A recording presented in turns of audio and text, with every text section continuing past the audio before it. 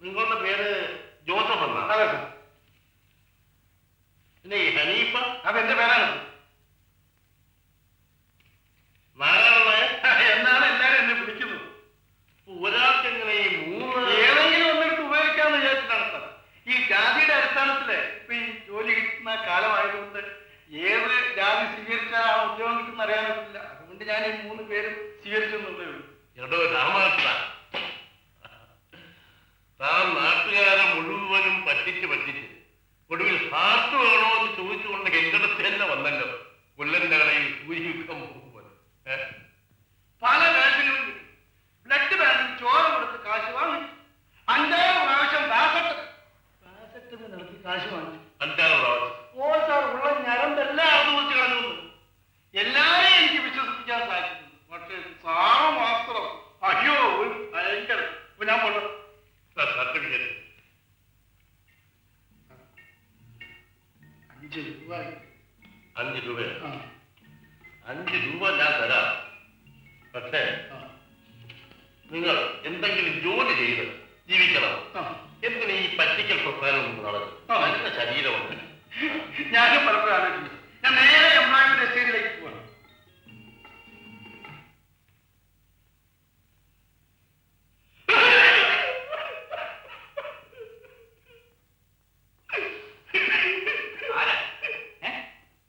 എന്തിനാ പറയുന്നത്? നിങ്ങൾ ആരാ? മനസ്സിലായി? ഞാൻ അവളുടെ അച്ഛനാ. എവളുടെ? സുവർണയുടെ അച്ഛൻ. മിസ്റ്റർ വേണുഗോപാലിന്റെ ഭാര്യ സുവർണയുടെ? അതേ സാർ, ആ മഹാഭാവിയുടെ ഭാര്യയുടെ അച്ഛനാ. അതെന്താണെന്ന് പറയുന്നത്? സാർ, എനിക്ക് സുവർണ മാത്രമേ ഉണ്ടായിരുന്നുള്ളൂ. ഞാൻ വളരെ പാടുപെട്ടാണ് അവളെ നൃത്തം പഠിപ്പിച്ചത്. അവള് നൃത്തത്തിന് പോകും. മല്ലം കൊണ്ടുവന്ന് സാധാരണ നടിമാരുടെ തന്തമാരെ പോലെ ഞങ്ങൾ സുഖമായിട്ട് കഴിയാണ്. അങ്ങനെ ഇരുന്നപ്പോഴാണ് പെണ്ണ് കയറി അവരെ സ്നേഹിച്ചത്. അവന്റെ കൂടെ അവളത് പോയി. അതുകൊണ്ടാ അവർ നമ്മൾ സ്നേഹിച്ചു, വിവാഹം കഴിച്ചു. അതിന് വിഷമിക്കാൻ എന്ന് പറഞ്ഞാൽ മധ്യവസ്ഥ. ഞാൻ വളരെ പാടുപെട്ട് പെറ്റ് വളർത്തി പഠിപ്പിച്ചെടുത്തവരുന്നു. ഞാൻ ഈ വയസ്സ് കാലത്ത് എന്തോ ചെയ്യും? അവരിപ്പോ സഹായം ചെയ്യുന്നില്ലേ? സഹായം അല്ല, ഇല്ലയോ ചോദിച്ചാ കൊണ്ട് താൻ വല്ലതൊക്കെ തരുവായി. അവള് മരിച്ചതിന് ശേഷം ആ മഹാഭാവി 4 കാശ് തന്നിട്ടില്ല സാർ. ഞാൻ മുഴുവൻ പട്ടിണിയാണ്. ഓഹോ, അങ്ങനെയാണ്. അങ്ങനെ തന്നെ അവളുടെ ഹൃദയം സാറിന്റെ ഭാര്യയ്ക്ക് വേണ്ടി തന്നു നിറഞ്ഞപ്പോഴേ ആശ്വാസം.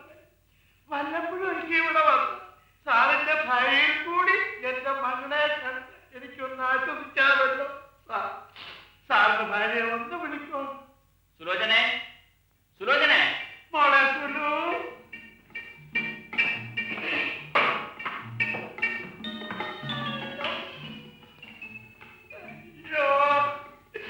എന്റെ മോളെ, എന്റെ മോളെ. അങ്ങനെ ചോദിക്കാതെ, അങ്ങനെ ചോദിക്കാതെ. സുവർണയുടെ അച്ഛനാണ്, വല്ലാത്ത ബുദ്ധിമുട്ടിലാണ്. പോയി കാപ്പി. ആ എന്തോന്ന് കാപ്പി മാത്രം? സുലോചനെ, ആദ്യം പലഹാരം കാപ്പി. ഇന്നിപ്പോ ഞാൻ കാപ്പി കുടിക്കുമെന്ന് വെച്ചോ, നാളെ ഈ സമയമാകുമ്പോ ഞാൻ എന്തോ എടുത്ത് കഴിക്കും. ഞാൻ എന്തെങ്കിലും തരാം. പോയി കാപ്പി കുടിച്ചു.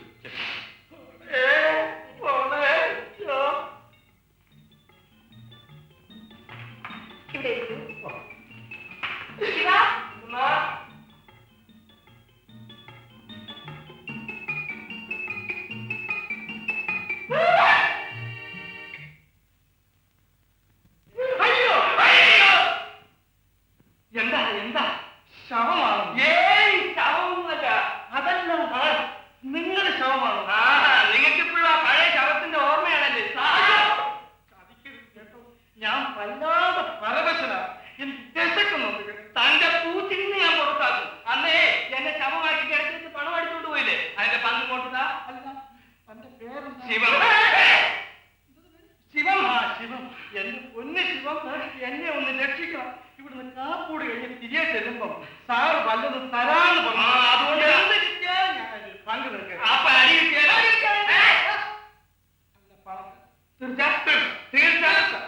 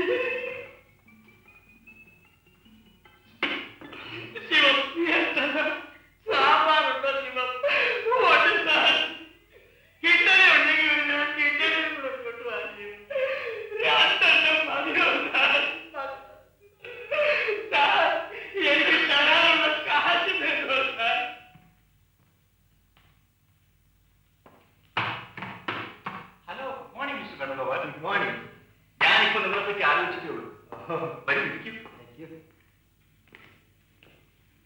നിങ്ങളുടെ മിസ്സിന്റെ അച്ഛൻ വന്നിട്ടുണ്ട്. എന്റെ മിസ്സിന്റെ അച്ഛൻ? അപ്പുറത്തുനിന്ന് കാപ്പി കുടിക്കുന്നു. സുവർണയുടെ അച്ഛൻ അവൾക്ക് 6 വയസ്സുള്ളപ്പോഴേ മരിച്ചുപോയത്.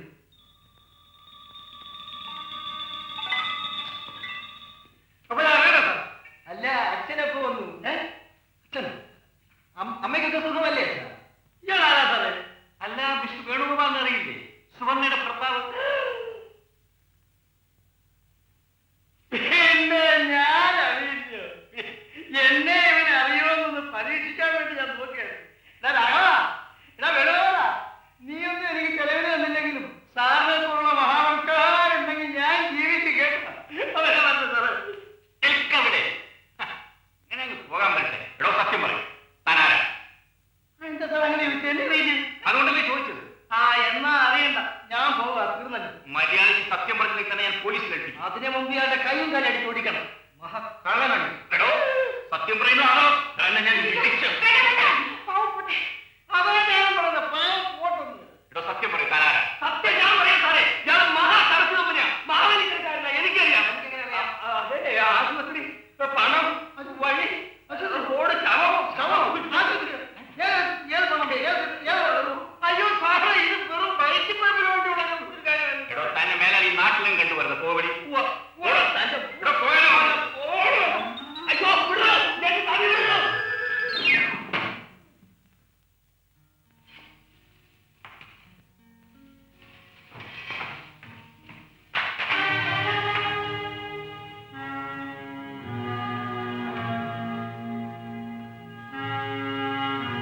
എന്താ ഇങ്ങനെ നോക്കുന്നത്?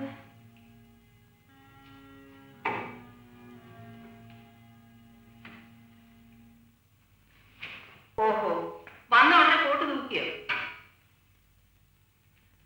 അല്ല, ഇവിടെ ഏതാണ്ടൊക്കെ ഓപ്പറേഷൻ നടന്നു കേട്ടത്. ഏതാണ്ടൊക്കെ മാറ്റി വെക്കി മറിച്ചു വെക്കി ഏതാണ്ടൊക്കെ ഉണ്ടായിരുന്നു കേട്ടു. ശരി തന്നെയാണ്. കുറിപ്പിരിക്കും, എനിക്ക് അറിഞ്ഞിട്ട് എന്ത് വേണം? എന്റെ ദേവകിയമ്മയെ, നിങ്ങൾ ഇവിടെ ഉണ്ടായിരുന്നില്ലേ? നമ്മളൊക്കെ ആരാ? നിങ്ങൾ തന്നെ പറഞ്ഞാൽ മതി. മനുഷ്യര് കഴിഞ്ഞില്ല. ഹിന്ദുക്കള് അങ്ങനെ പറയും. ഹിന്ദുക്കളായ നമുക്ക് ചില ആചാരങ്ങളും മര്യാദകളും സമ്പ്രദായങ്ങളും അനുഷ്ഠാനങ്ങളും ഒക്കെ ഉണ്ട്. ദേവകിയമ്മേ, അതിന് ഇതെല്ലാം അറിയാൻ പാടായിട്ടും ആ പാവം പെൺകുട്ടിയെ ഇങ്ങനെ ചതിക്കണമായിരുന്നോ? കുറിപ്പ് എന്തൊക്കെയായി പറയുന്നത്? എനിക്കൊന്നും മനസ്സിലാകുന്നില്ല. നമ്മുടെ ആചാരങ്ങൾ സമ്പ്രദായങ്ങൾ അനുഷ്ഠാനങ്ങൾ എന്ന് പറഞ്ഞാൽ ഇത് ലോകോൽപ്പത്തി കാലം മുതൽ ഇങ്ങോട്ടുള്ളതാ. ഒരു ദിവസം കാലത്തെ മാറി ഇരുന്നങ്ങൾ മാറ്റിക്കളയാന്ന് വെച്ചാൽ അത് വിവരക്കേടല്ലേ? ഇതൊക്കെ പറയാൻ ഇപ്പൊ എന്താ കാര്യം? ആ കാര്യം ഞാൻ തന്നെ അങ്ങോട്ട് പറയാം. മരിക്കണമെന്നാ. അല്ല, ഒരു മനുഷ്യൻ മരിക്കണ എപ്പോഴാണ്? ആയത്തെത്തുമ്പോഴും. അതല്ല ചോദ്യം. ഒരാൾ മരിച്ചു എന്ന് പറയുന്നത് എപ്പോഴാ? ജീവൻ വേർപിരിയുമ്പോ അല്ലേ? അതെ. ജീവൻ വേർപിരിയുന്നത് എപ്പോഴാ? മരിക്കുമ്പോഴും. അതല്ലാന്ന്. ശരീരത്തിന്റെ എല്ലാ അവയവവും സ്തംഭിച്ചു കഴിഞ്ഞതിന് ശേഷം ഹൃദയസ്പന്ദനം കൂടി നിൽക്കുമ്പോഴാണ് മരണം. അതല്ലേ സത്യം? അതെ. നമ്മുടെ ഈ മാറ്റിവെച്ച ഹൃദയത്തിന്റെ കാര്യത്തിൽ ഹൃദയസ്പന്ദനം നിന്നിട്ടില്ല. നിന്നോ? പറയൂ. അപ്പോ സ്പന്ദനം നിന്നിട്ടില്ലാത്തടത്തോളം കാലം എങ്ങനെയാ ജീവൻ വിട്ടുപിരിക്കുക? ശരീരത്തിന്റെ മറ്റെല്ലാ അവയവങ്ങളും നശിച്ചു കഴിഞ്ഞാലും പ്രധാന അവയവമായ ഹൃദയം പ്രവർത്തിച്ചു കൊണ്ടിരിക്കുമ്പോ ആത്മാവിന് വിട്ടു പോകാനൊക്കെ ഞെട്ടാതെ സമാധാനം പറഞ്ഞു. അങ്ങനെ ആ ആത്മാവിന് ഈ ഹൃദയത്തിൽ നിന്ന് പോകാനും പറ്റില്ല. ഈ ഹൃദയം മറ്റൊരാളുടെ ശരീരത്തിലായിപ്പോയത് കൊണ്ട് ഈ ആത്മാവിനെ അങ്ങോട്ട് പ്രവേശിക്കാനും പറ്റില്ല. അങ്ങനെ ആത്മാവിനെ ഗതി കിട്ടാതെ കൃഷ്ണപ്പരഞ്ഞിനെ പോലെ ഇങ്ങനെ വട്ടം ചുറ്റിക്കൊണ്ടിരിക്കുക. ഓ, എന്റെ ദുർഭാഗ്യപ്പാ, ഈ കടുകை ജയിക്കണമായിരുന്നോ ദേവിയമ്മേ? നിങ്ങൾ തന്നെ ആലോചിച്ച് സമാധാനം പറഞ്ഞു. ഞാൻ ഈ വിവരം അറിഞ്ഞിട്ട് ഒരു ക്ഷണം അവിടെ നിന്നിട്ടില്ല. ഇങ്ങോട്ട് ഓടായിരുന്നു കാണും. ഇനിയിപ്പോ കുടിക്കാനെന്താ? കാപ്പിയോ ചായയോ ഓർലിക്സോ എന്ത് വേണമെങ്കിൽ ആവാൻ സന്ദർഭമായി. ഇപ്പൊ എങ്ങനെ നിൽക്കുന്നതാ? ഞാൻ അന്നേ പറഞ്ഞാ വേണ്ടത്. നീ കേട്ടോ? എന്താണ് ഇപ്പൊ എന്ത് സംഭവിച്ചു? സംഭവം ഇതാണ്, ഞാൻ പറയാം. ആത്മാവ് വിട്ടുപിരിഞ്ഞിട്ടില്ലാത്ത ഒരാളുടെ ഹൃദയം എടുത്ത് മറ്റൊരാളുടെ ശരീരത്തിൽ വച്ചാൽ ആ ആത്മാവിന് മോചനം ലഭിക്കും. അത് ഗതി കിട്ടാത്ത പ്രേതമായി ചിന്തിച്ചിരിക്കില്ലേ? ചോദ്യമാണ്, ഉത്തരം പറഞ്ഞു. ഈ അന്ധവിശ്വാസങ്ങൾക്കെല്ലാം മറുപടി പറയാൻ എനിക്ക് സമയം. അന്ധവിശ്വാസമാണോടാ? ആ മരിച്ചുപോയ പെണ്ണിന്റെ ഹൃദയം മരിച്ചു ദീപക്ക് വെച്ചു. ഇനി അതിന്റെ പ്രേതം ഇവിടെ നിന്ന് മാറും. അങ്ങനെയാണെങ്കിൽ റഷ്യയിലും അമേരിക്കയിലും ഒക്കെ ധാരാളം ഹൃദയങ്ങൾ മാറ്റിവെച്ചിട്ടുണ്ടല്ലോ. അവിടെയൊക്കെ പ്രേതം കണ്ട് ബഹളമായിരിക്കണമല്ലോ.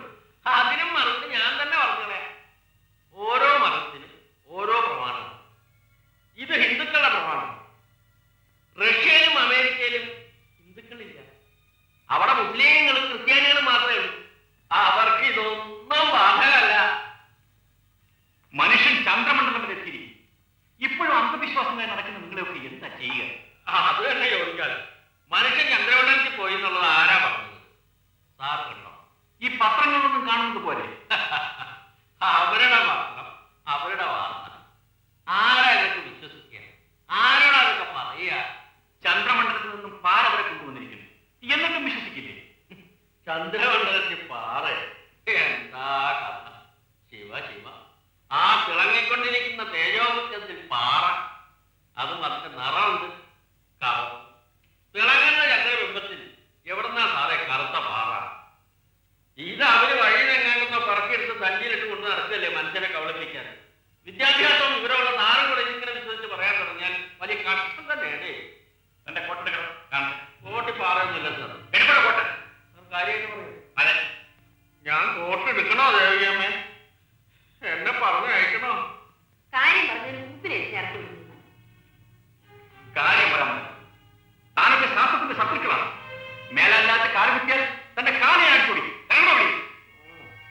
ഞാൻ ഇറങ്ങാം. സത്യം സത്യം പോലെ തെളിയാതെ ഇരിക്കില്ല ഒരു കാലം.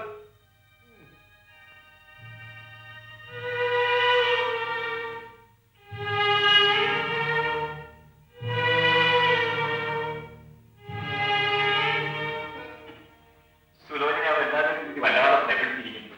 ഇതൊന്നും കാര്യമാക്കണ്ട. അവർ പറഞ്ഞത് സത്യമല്ലേ? സത്യമോ? വെറും അന്ധവിശ്വാസമല്ലേ? ഇല്ല, എനിക്കെന്തോ പേടി തോന്നുന്നു. എന്തൊക്കെ വ്യത്യസ്തമായി പറയുന്നു. വിദ്യാഭ്യാസമുള്ള നീയാണോ ഇങ്ങനെയൊക്കെ പറയുന്നത്? നോക്കൂ നോക്കൂ, ചിരിക്കൂ ചിരിക്കൂ, ഈ ചെറു. ആ